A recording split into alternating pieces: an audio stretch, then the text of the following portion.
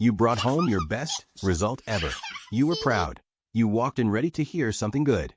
And the response was, not bad, or nothing at all, just silence. And you stood there holding your achievement, wondering why it still did not feel like enough.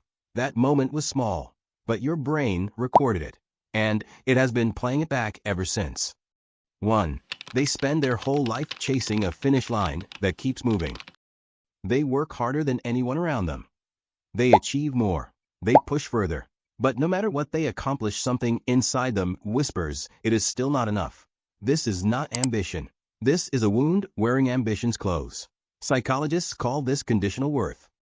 The belief formed in childhood that love and approval must be earned through performance. Not given freely, earned. And once that belief is formed, no achievement ever fully satisfies it.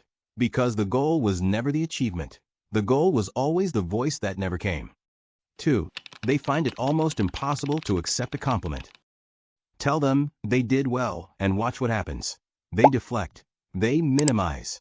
They find the flaw in what you praised. Oh, it was nothing. I could have done better. Anyone could have done that. This is not false modesty. This is a person whose internal voice is so much louder than yours. And their internal voice has been telling them the opposite for a very long time. When you never heard you were enough as a child, the brain stops trusting positive feedback as reliable data. It filters it out and keeps the critical voice because that one feels more familiar, more true. 3. They are the hardest workers in every room they enter.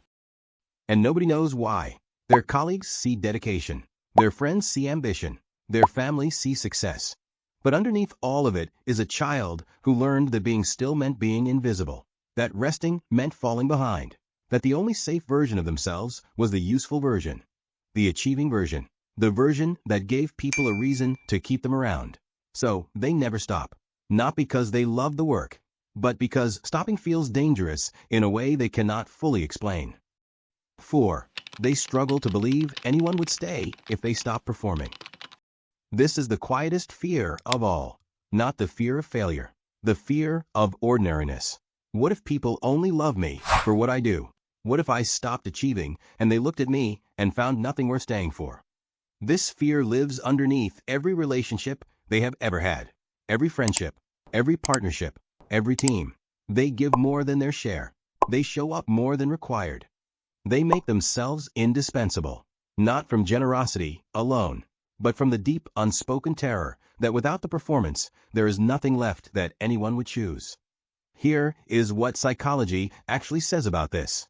The voice that told you that you were not enough was never telling the truth.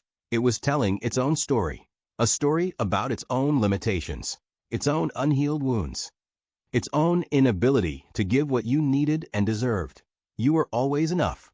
You were enough before the grades, before the achievements, before you learned to make yourself useful to people who should have loved you without conditions.